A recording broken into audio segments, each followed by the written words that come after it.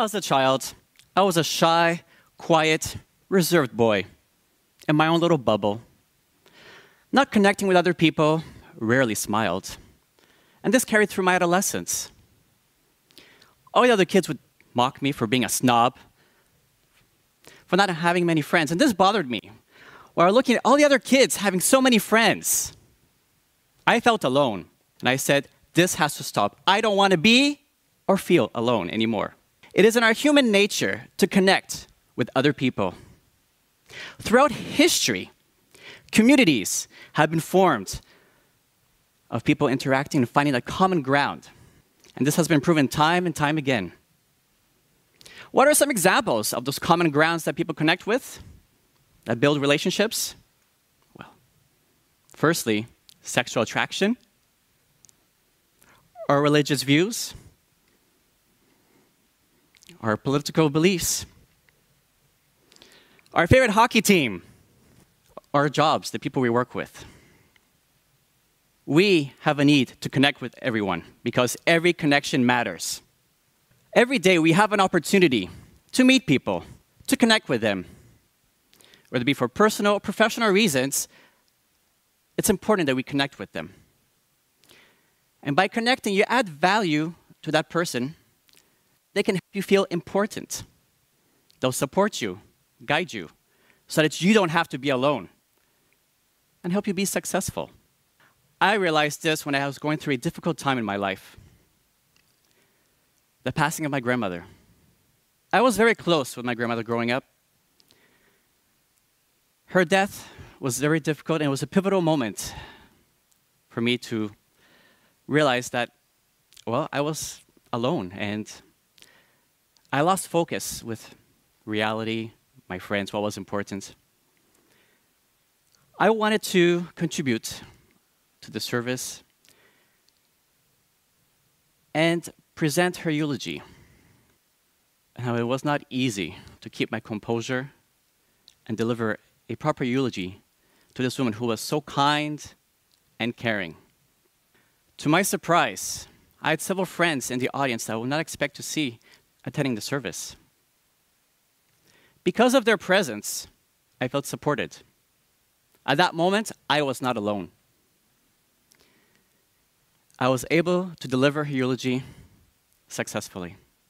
We all have a common purpose: to help one another. That day, I realized my friends were there to help me. How can you help someone? Give them some advice, mentor them, provide a work reference, or just lead them in the right direction. We all must help one another. Now, what are some of the steps in connecting with people? Let me share with you 5 simple steps. Number 1, smile. It's the first thing you can do. It doesn't cost anything, it's free.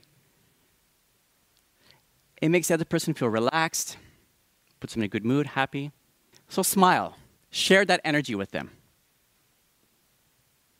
Number 2, create that physical connection through eye contact and checking their hand.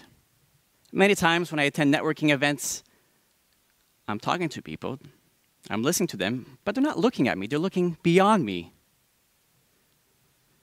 When you're talking to someone, you know they'll be interested in you because their pupils will dilate. So make that eye connection. Shake their hands. Have that firm physical connection with them. Number 3, ask for their name. My name's important. I'm sure your names are important. That's one way to add value in making someone feel important, is using their name. Our names are universal in any language. Number 3, listen. Listen to them. Let them speak. Let them share their passions, their interests. While listening to them, you'll find that common ground that you can connect with them. Don't interrupt them. Don't cut them off. Let every word flow and listen to them. It's not about you. It's about the other individual. Number 4, Make them feel important through sincerity. Offer genuine compliments. Be authentic. Number 5, listen to their stories. Let them know they're not alone. You'll find a way to connect with them. 5 simple steps, and many times we forget to use these steps when meeting people all the time. Now, people would ask, okay, fine, I'll go out, meet people, put the time and energy to develop relationships, but why? When will I see the return on investment? The fruits, the benefits, or as I like to call the ROI? I don't know. Do you know? We don't know. I might have met someone yesterday, and maybe they'll help me next month, next year, or years from now. But still, you must take the time and add value to that relationship. Connect with them. Don't dismiss anyone, because you never know when an opportunity will come up that they can reciprocate to you. Is it always about quantity, making new connections? That after our break, we're all going to run out and meet each other? We have, 400 people in the audience here? No. It's not about the quantity of people you meet. It's about the quality of connections. In our modern world, we're so caught up with virtual connections, with the emergence of Facebook, LinkedIn. We're losing focus on virtual connections and forgetting about the real connections, face-to-face, meeting people physically, connecting with them. And it's not just about making new connections. Think about your existing circle of contacts. Your friends, people you've worked with, people you already know. Take the time and reconnect with them. I'm sure many of you have lost touch with some of your friends. I know I have. Let me share a story with you. My friend Tristan. He was one of my first friends I made in grade school, and one of my longest friends that I know. We were inseparable throughout school. And after graduation, we each took different paths. And of course, life gets in the way, and we lost touch. Our closeness became further and further and further apart. I kept telling myself I should just pick up the phone, send him an email, and reconnect. Go for coffee or grab a couple of beers. And I kept putting it off. I've missed many opportunities and connections until I said, yes, this is important. He was a good friend of mine. I need to reconnect with him. So that's what I did. Have you had the chance to reconnect and find out what's new since your friends have moved on? Find out what are their new passions and interests? So it's not focusing only about new connections, but building existing relationships with the people you already know and have met. I was at a party not too long ago, and I ran into an old college friend. We were both in the Air Cadet program, and she had carried on and became an officer instructor. And she was telling me, you know, Emilio, we're always looking for qualified instructors. I think you'd be the right person for the job. You should come down and meet my CO.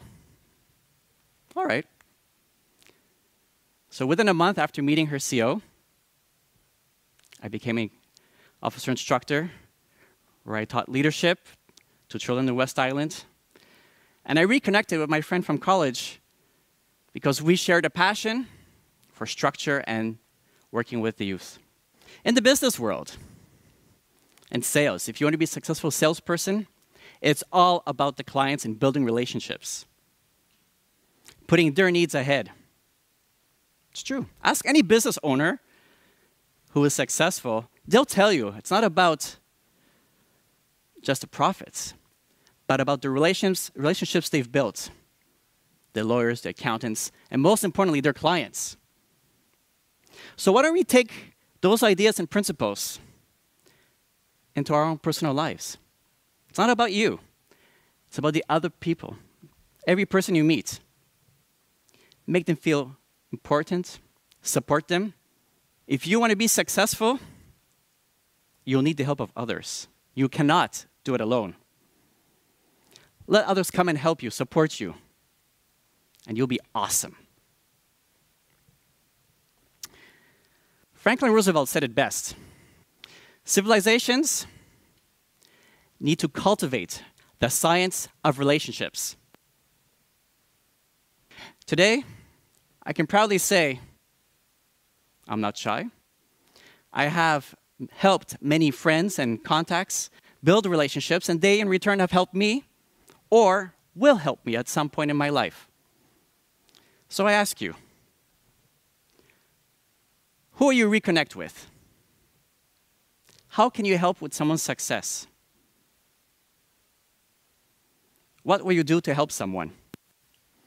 So please, allow me to take this moment and thank all the people I've met, the connections I've made, to help me be successful, to bring me here to this stage and share my story with you today. Because in the end, we don't want to be alone. Every connection matters. Thank you. You've been a great audience.